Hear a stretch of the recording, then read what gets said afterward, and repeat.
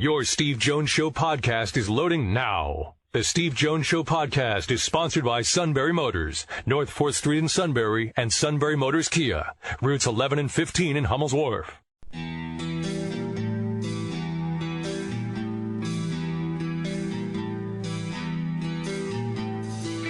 Sports talk where your voice counts. This is the Steve Jones Show on News Radio 1070 WKOK. Now, from the Sunbury Motors Studio, here's Steve Jones. And our best of week on the Steve Jones Show continues. News Radio 1070 WKOK. And Sean Carey, we're here in the Sunbury Motors Studio. Sunbury Motors, Ford, Lincoln, Hyundai, North 4th Street, Auto Plaza, Sunbury, and Sunbury Motors Kia on the Strip, routes 11 and 15 in Hummel's Wharf. No show tomorrow. We'll have a Phillies-Mets doubleheader. Be a 3:30 airtime on WKOK on 1070 AM as the Phillies get into a 5-game series for the weekend with the New York Mets, 4 at Citizens Bank Park, and then the Sunday night 7 o'clock matchup will be the MLB Little League Classic from BB&T Ballpark at historic Bowman Field in Williamsport. Of course, all those games here on 1070 AM, including Phillies-Red Sox tonight. Phillies looking to even up that series with the Bo Sox, who are now 51 games over 500. Vince Velasquez and Nathan Eovaldi will be your starters on the bump tonight. 6:30 on deck with JJ, and then 7:05 first pitch with LA and Scott Fransky. Whereas Phillies got to keep on winning if they need to and want to stay at least in the pack with the Atlanta Braves. That's another team that's hot. They have been taking care of business over the Miami Marlins, including Ronald Acuna Jr. He had another big night last night. Pitch by Connolly is hit in the air and hit well to right. Back is Anderson looking up. It is gone. A chop shot 3-run homer. And the Braves break it wide open. It's 10-6. Acuna's second home run of the game. And then had a couple of home runs earlier this week on Monday in a doubleheader with the Marlins. So he is on a tear. Braves currently in first in the National League East. So Phillies looking to chip away at that Braves lead at the top against Boston tonight, and then definitely try to make some hay over the weekend against the Mets. Hey, don't forget you can subscribe to our Steve Jones Show podcast. It's available on both iTunes, the Apple Podcast app, and Google Play. Just search Steve Jones Show. And also 3 months of shows. We always have them archived at stevejonesshow.com. By the way, for Penn State football fans, in case you were wondering when the first coaches show of the season is going to be with Steve and, of course, the head coach of the Nittany Lions, James Franklin, that'll be 2 weeks from tomorrow night on Thursday, August the 30th. Thursday the 30th will be the first coaches show of the year from Primanti Brothers in downtown State College. A little under 48 hours away from the start of the season, Saturday, September 1st at 3:30 against Appalachian State here on WKOK on 1070 AM and streaming at WKOK.com. All right, so we will focus on football for the rest of the show. Okay? We're going to focus on pro football, but we're not going to talk about the NFL. We're going to talk about a new group that's going to begin called the Alliance of American Football. And the former executive director of the Senior Bowl in Mobile, Alabama, and now the former color analyst, sat alongside the legendary Eli Gold on the Alabama Football Radio Network, is Phil Savage. So we will learn about Phil's new position in the Alliance of American Football in this replay from last month. Phil Savage. I hate to say that Phil is going to be giving up his run on the Alabama Radio Network with Eli Gold because he's going to be a general manager in the Alliance of American Football. But it's great to have him with us, and sorry to hear that, Phil, but it's great to have you on board with us. We're doing well, guys. Hope you're doing well as also, and looking forward to being part of the Alliance Phoenix with my good friend Rick Neuheisel. We worked together at UCLA back in 1990, so you can go home again, I guess. I guess you can, and the one downside, at least from us, for us professionally, is that, because this will be an all-consuming job, you won't be able to do Alabama games anymore, and you were one of the top 5 analysts in the country, in my opinion.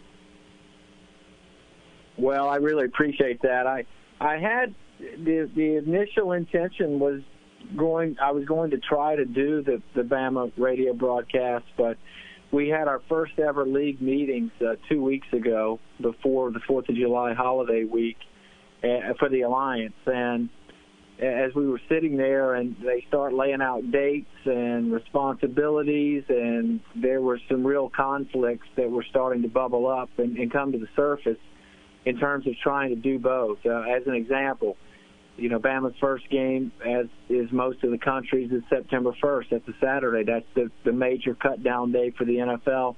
That's going to be a huge 72-hour time frame for us in the Alliance, because we will be signing a lot of those players that get released and don't find work in the NFL. So I'm disappointed not to be able to continue, but at the same time feel so fortunate and blessed to have been able to do it for 9 seasons. I mean, in reality, I think when I took that job in 2009, everyone thought it would be a one-season sort of a placeholder type role for both the network and myself, and it ended up being 9 years, 125 games.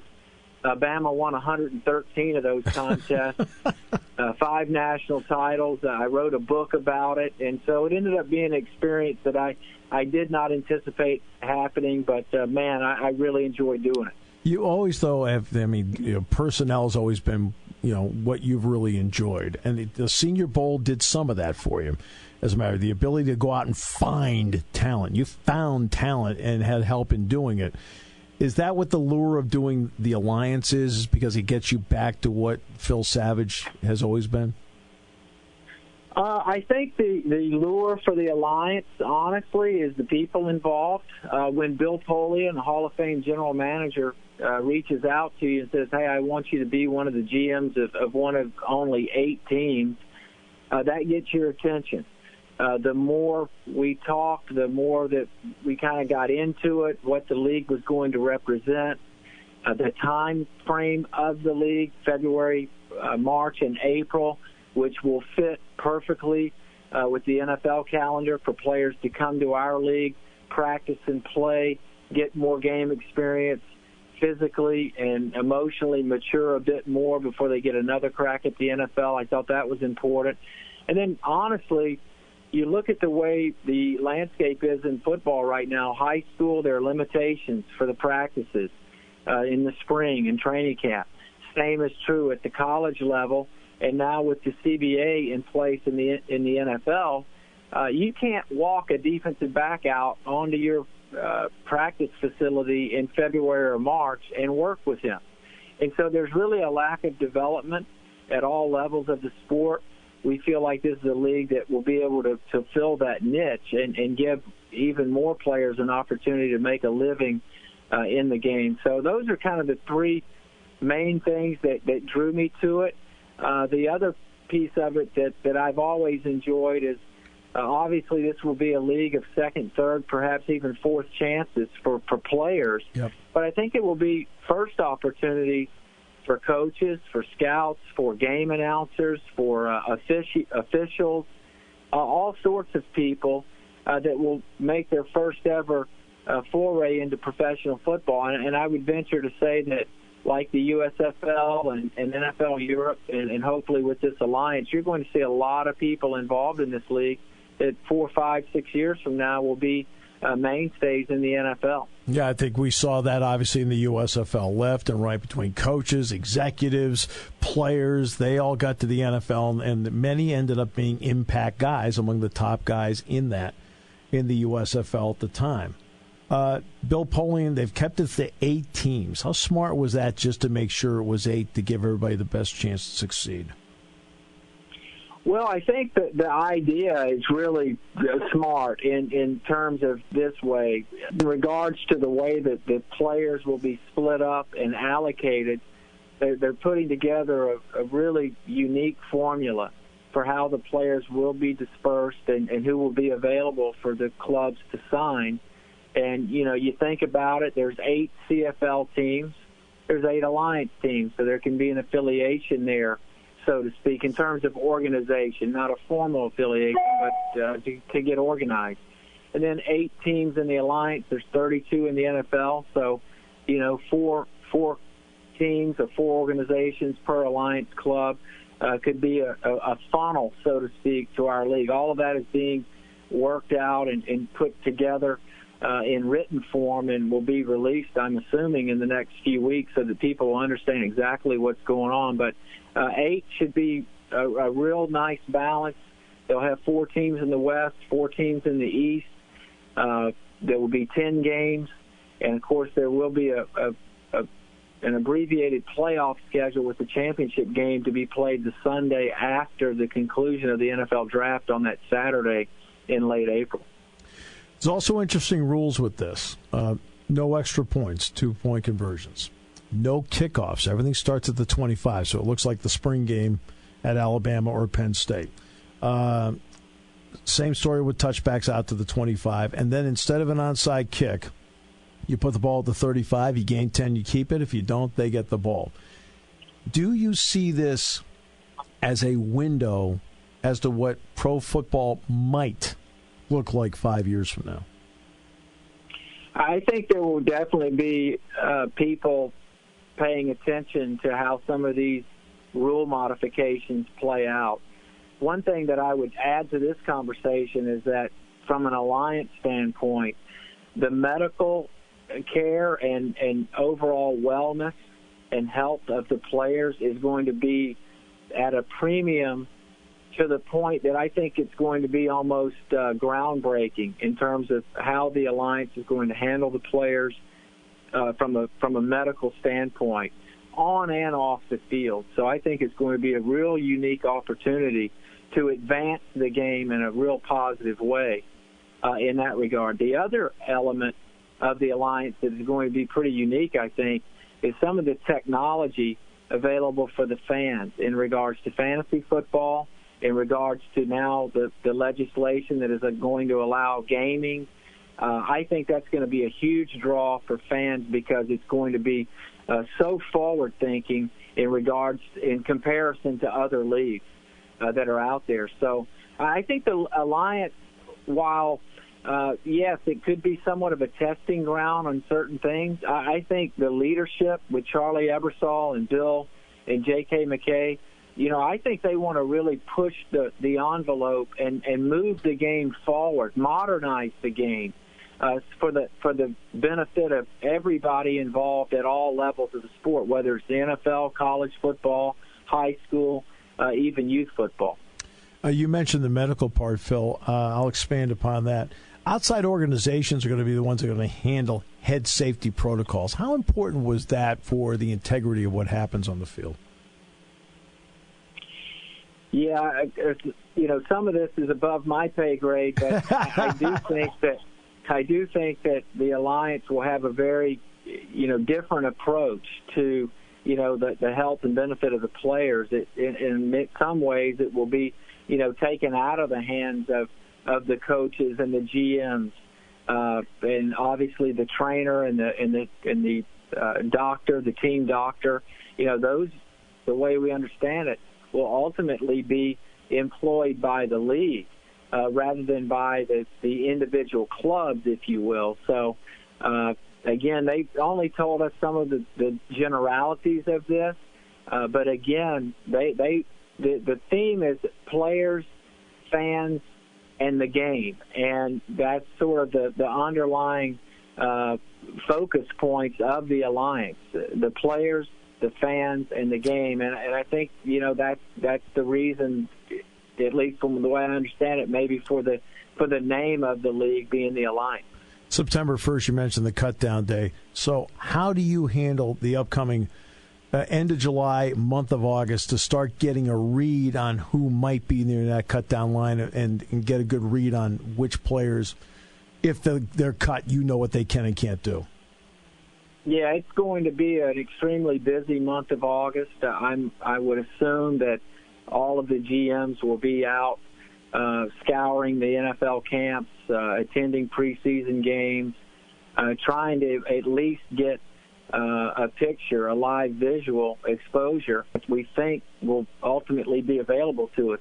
Right now there's the 90-man rosters, That ultimately down to 53 active, 10 practice squad, and a few guys on injured reserve. So let's call it 65 to 70 players draw a paycheck from the league. That means that 20 to 25 players times 32 teams will be available out there. So you're looking at a pool of probably 600 to 700 players. And I would venture to guess, see that 80% of the Alliance League will come from that pool of talent that just, needs more incubation time, needs more adjustment time from the college to the pro game, and that's where the coaches and the staffs are really going to come into play for the Alliance as they try to get guys ready for a second or third opportunity at the NFL level. How exciting is it for you to put something together from scratch?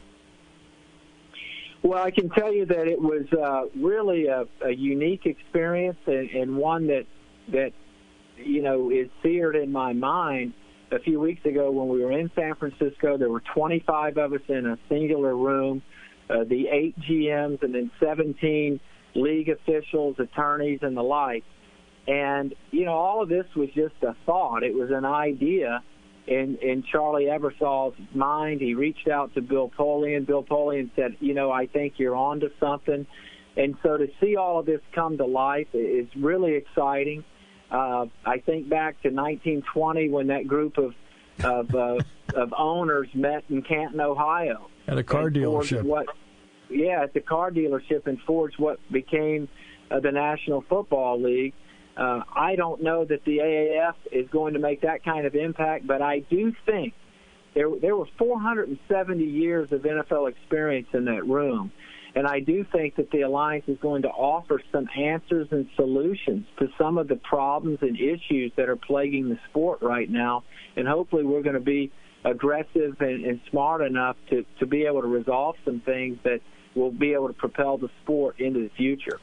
And finally, can you sense that the spring is a time of the year where there's still a lot of people saying, I still want football? Well, the gamble that the Alliance is making and the investors and the leadership is the fact that 150 million people watch the Super Bowl, and their estimation is that half of those people turn their TV sets off and really don't turn sports on again until the following football season. And so their idea is to capture a certain percentage of that group with 10 games in the spring.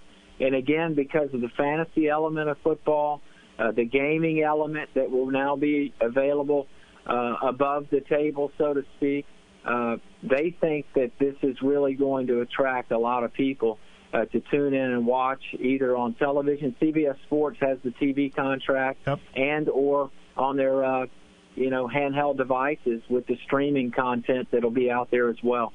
Phil, always a pleasure. I wish you nothing but the best with this, and obviously along the way, we'd love to keep in touch with you to see how it's going, because I think this is a great venture. Well, I really appreciate it, Steve. I'm, again, very enthusiastic about it. It's going to take a lot of work to get it off the ground, but I do think the Alliance can make a real significant impact on the sport, and especially being that bridge between college and pro for a lot of players that deserve to be in the NFL. Completely agree. Phil, thanks so much, and best of luck with this. Man, I really appreciate it, Steve, and let's definitely stay in touch, and we'll do that. Phil Savage, the general manager of the Phoenix franchise, head coach Rick Neuheisel, with the Alliance of American Football. I wanted to get that out there because he's right. That last part was the critical part that I think needs to be understood. It is the bridge for those who didn't make the NFL this past season, or the ones that won't make it in this training camp, right? To then, when it's over, still have an opportunity to then show in practical application what they can do. This could be, for those who have looked at Christian Hackenberg's career, this could be the bridge for him, as an example. As an example. There'll be 8 franchises. They'll start playing first Sunday after the Super Bowl. And as you mentioned, Bill Polian's one of those in charge. Normally when Bill Polian is in charge of something, that is a good sign for success. We'll come back with more in a moment on News Radio 1070 WKOK. For nearly 100 years, Purdy Insurance has been your locally owned, family-operated source for insurance products. With a staff of over 20 and partnerships with some of the industry's most trusted companies, Purdy has the experience and resources to get the job done. Whether you need personal, home, and auto, or complex business insurance solutions, Purdy will help you navigate through the process. Call today at 570-286-5855. Or better yet, stop in their Sunbury office to see what Purdy Insurance can do for you.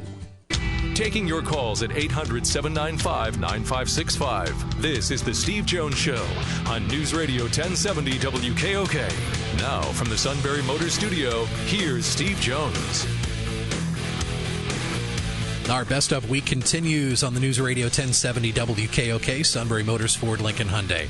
In the North 4th Street Auto Plaza, Sunbury, and Sunbury Motors Kia on the Strip, routes 11 and 15 in Hummel's Wharf. And not too long ago, we were going through the hot seat of college football coaches. Which ones are going to have to succeed so they can keep their jobs?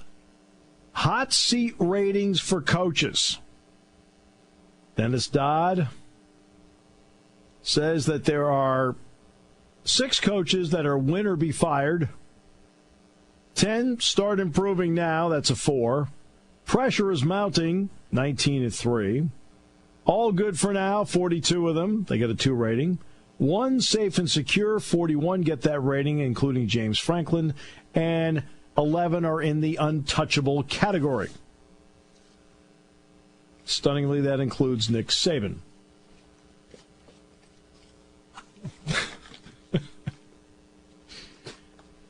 Quite a run. You heard Phil Savage, because Phil was the analyst on the Alabama Network for years. 125 games. What did he say? They lost 12? Was that the number, Sean? Pretty good. Not too shabby.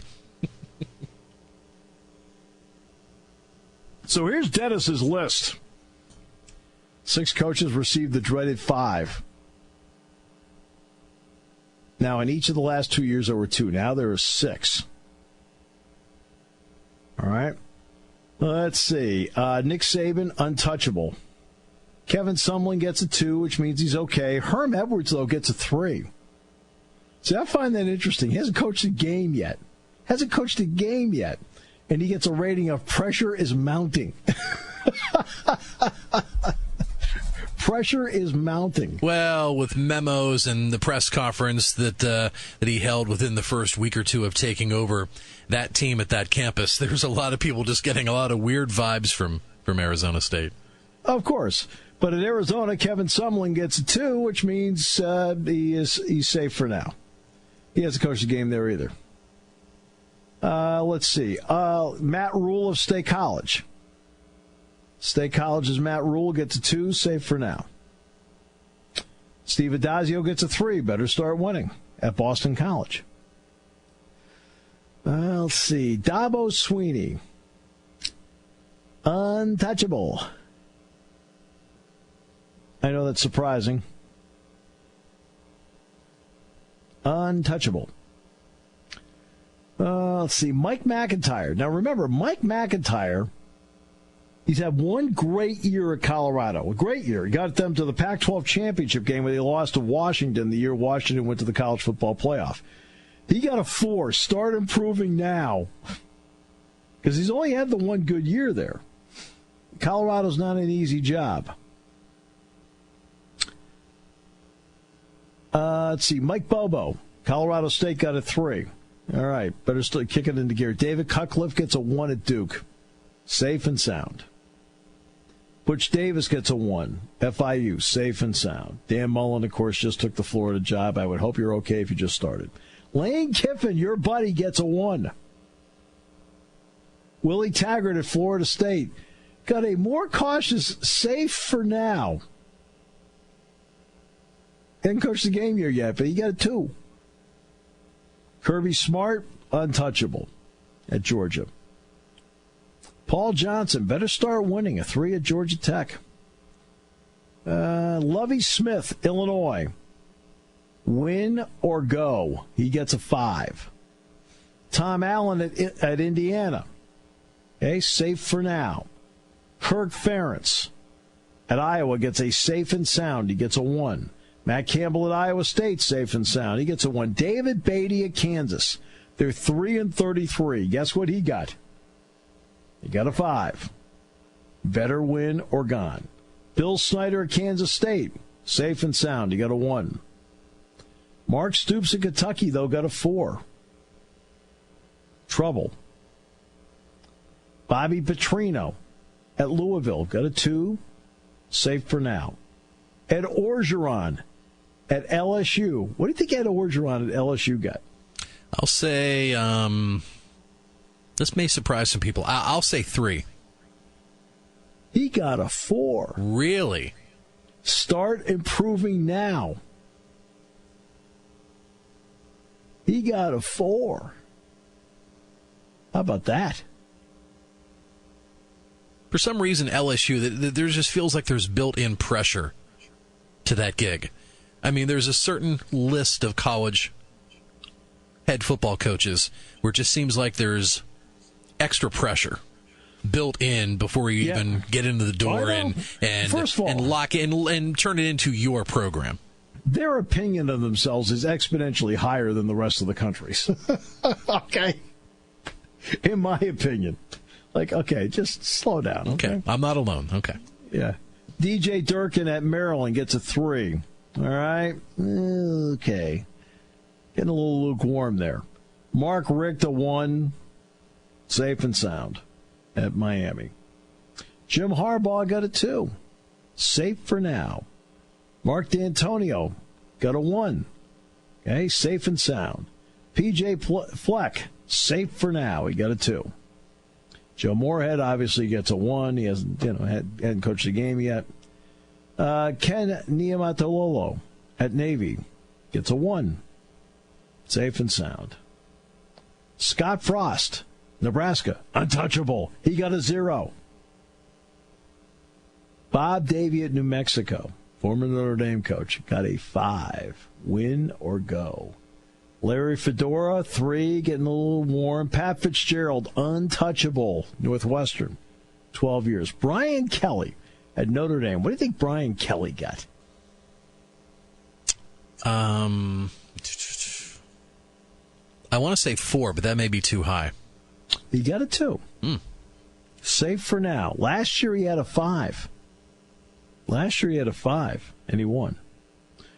Frank Solich at Ohio University, no problem. He got a 1. Lincoln Riley got a 1, safe and sound. Mike Gundy got a 1, safe and sound at Oklahoma State. Let's see. James Franklin got a 1, safe and sound. Pat Narduzzi got a 2. Safe for now. He was in the 1 category last year. Now it's a 2. Jeff Brom at Purdue got a 1. Safe and sound. Chris Ash at Rutgers got a 4. He was a 1 last year. Safe and sound. Now he's a 4. So the pressure's really on for him. Rocky Long, San Diego State got a 2.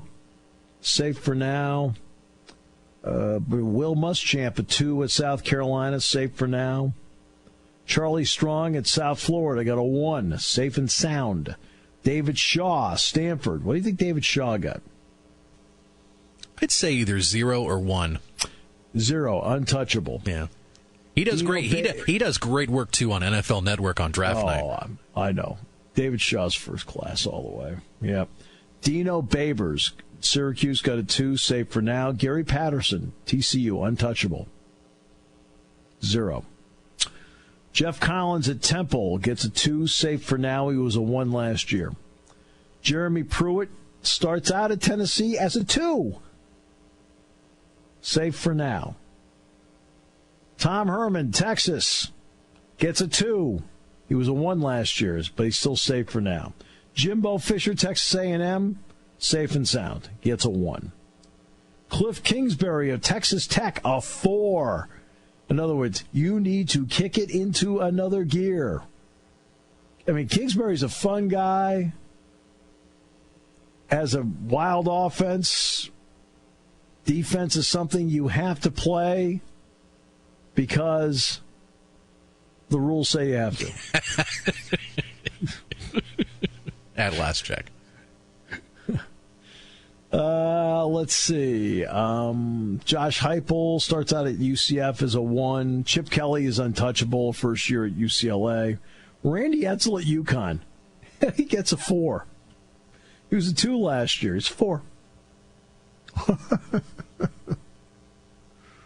UConn, I mean, Kevin will tell you, when Kevin comes on, they're bad. It's a bad job. They built a nice little stadium and the whole thing, but still. Clay Helton at USC. What do you think Clay Helton at USC is? I'll say 2. You're right. He is a 2. Okay. Safe for now. Kyle Whittingham at Utah, 1, safe and sound. Derek Mason, who replaced James at Vanderbilt, is going into his 4th year, and he's a 3. All right, so he's right in that middle. Bronco Mendenhall at Virginia is a 2. Justin Fuente at Virginia Tech is a 1, safe and sound. Chris Peterson at Washington. Last year was untouchable, now is a 1, safe and sound. That's no big deal. Mike Leach, safe for now. He gets a 2 at Washington State. He was a 1 last year. Dana Holgorsen at West Virginia gets a 2, safe for now. Paul Chryst at Wisconsin gets a 1, safe and sound. Craig Bohl at Wyoming gets a 1, safe and sound. So those are Dennis Dodd's rankings of head coaches as to where they are on Dennis's list. Well, I can't believe Meyer got untouchable. Man, it's stunning. Look, it's the toughest division of football. And, some people will... I had somebody ask me today about the bottom of the East, if the bottom of the East hurts the top. And I said, no, it's quite frankly, it's the other way around. Right? No one cares about the bottom of your league or your division. Nobody cares about that if the top is really strong, because you have to play everybody in the top. If you safely negotiate Michigan, Michigan State, and Ohio State, guess what? You're on a track to get into the college football playoff. And it puts you on that track. You're not there yet. You got to win the other games too. But the strength of the schedule is accentuated when you have to do that. And what really helps the top of any league, the top of any division, you know what really helps? And this has happened in the SEC over and over again. Anytime you change a coach, guess what you are doing as a program? You are starting over. And this has played into Nick Saban's hands for years. He stays, he wins. Auburn changes coaches. Boom, started Gene Chizik, who then becomes Malzahn, and Malzahn's on the hot seat, and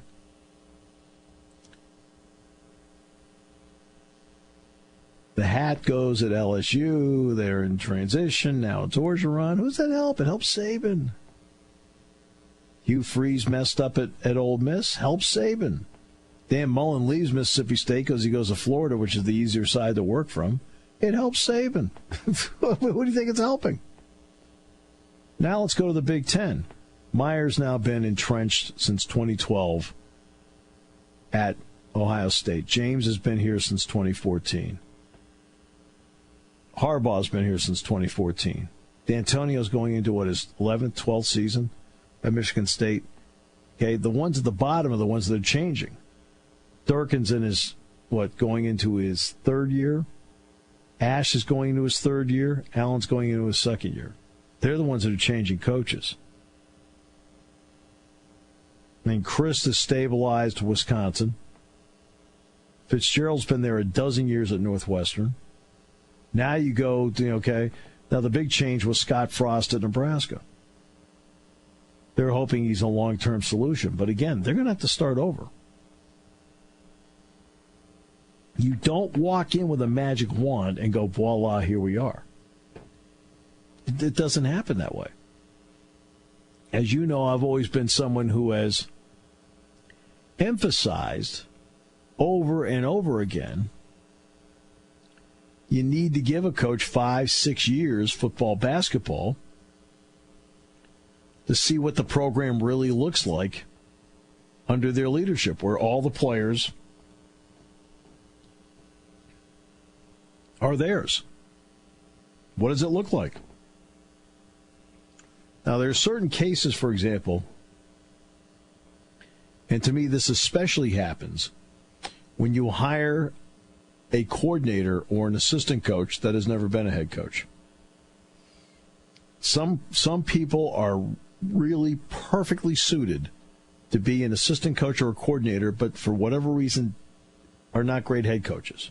Nobody likes road work. And we've seen a lot of it this summer. And there's more. Road work is scheduled for North 4th Street in Sunbury on the 16th. So now is the time to get to Sunbury Motors Ford before the road work begins. SMC is on a mission to sell 50 vehicles in just 5 days Before the road work starts. Save up to a whopping $16,200 on the area's largest selection of new 2018 Ford trucks. Choose from over 80 trucks with new 2018 Ford F-150s slashed to as low as $25,995. Pick from 56 2018 Ford Escapes priced as low as $18,820. And there's 0% financing for up to 72 months, plus discounts as high as $5,000 on many new Fords. SMC has 21 2018 Ford Focuses starting at $14,925. SMC is on a mission to sell 50 vehicles before the North 4th Street road work begins. Sunbury Motors Ford in the North 4th Street Auto Plaza, Sunbury.